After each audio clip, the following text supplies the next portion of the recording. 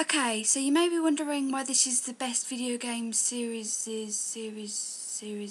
whatever the plural of series is. If I made this my favourite video games, this list would probably mostly be compiled of Zelda games, and I already did that video, so I'm not going to do that again. Some of the games might be singular games, it might be that I only like one in the series or I don't own them all, but again, if I would have done video games, then it would have been just Zelda, so yeah.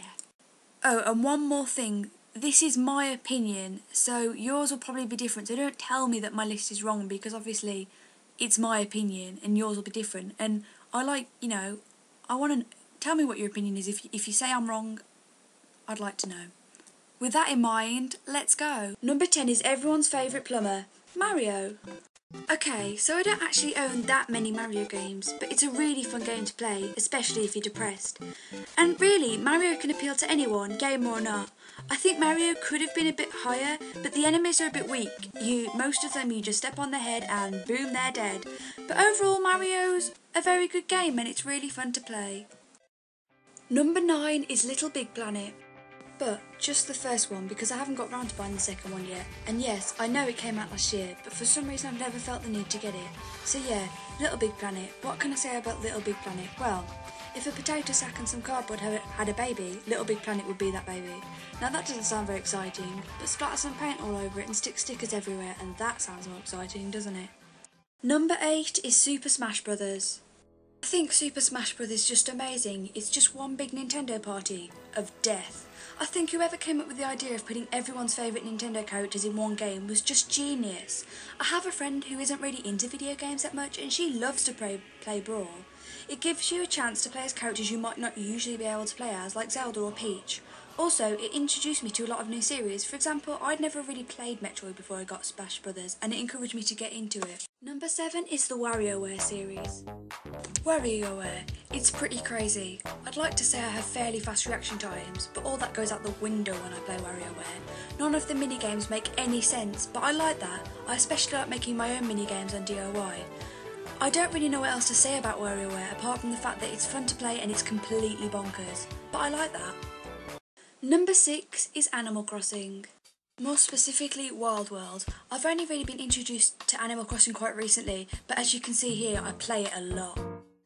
Yeah, almost 46 hours, and I got it just before Christmas last year and last played it in late March. That's 46 hours over a space of 3 months.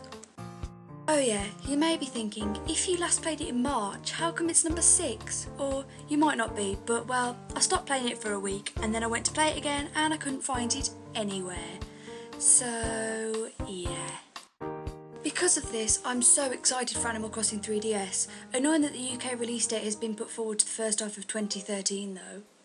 Number 5 is Professor Layton. I'm a big fan of puzzle games, so Professor Layton is the perfect game for me. I love the characters, I love the music, the storylines, everything about it, and when I play it for a long time. As you can see, they are the games I play the most, but these statistics really don't do it justice. I got the Spectre's Call for Christmas and I spent 8 hours of Christmas Day playing and completing it. I just can't put it down. And for the record, I don't like the new models for the new Mask of Miracle game for the 3DS. I preferred the 2D models, but I guess we'll just have to live with it. Number 4 is SSX, and more specifically SSX Tricky. I haven't played it for so long I had to ring up my dad and ask what it was called because I completely forgotten. When I was little I would play this game whenever I could. You could have said I was addicted. I don't really have anything else to say about SSX Tricky, but I really wanted to include it as I played it so much when I was younger. Number 3 is My Sims. Yes, I know, some people despise My Sims, and even I'll admit the Wii versions are rubbish, especially when you make your character. That is just hell. But I really like the DS games. Okay, the voices can get a bit annoying, but I just really like the game and I can spend hours playing it. But one thing that bugs me a bit though is it seems to be a bit of a rip-off of Animal Crossing, and My Sims Racing is a bit of a rip-off of Mario Kart. Overall, I can see why people hate it, but I really enjoy playing it. Number 2 is My Sims' older sibling, The Sims. That's meant to be B, you know, if you can't tell. One thing I must say though is that the handheld versions suck. Yes, I'm talking to you, Sims 3 for the 3DS. Huge disappointment.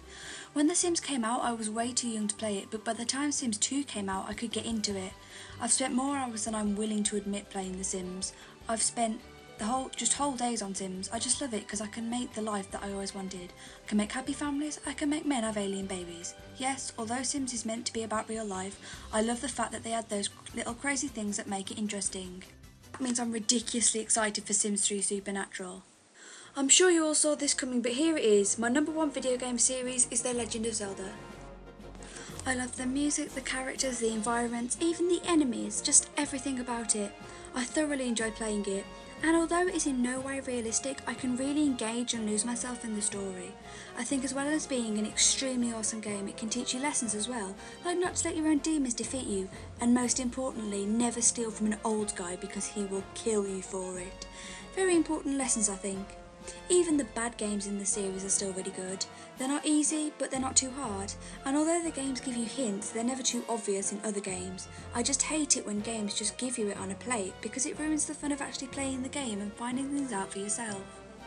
So that was my top 10 video game series. If you liked it, then why not give it a thumbs up? If you really liked it, you could subscribe for more videos, maybe? I don't know.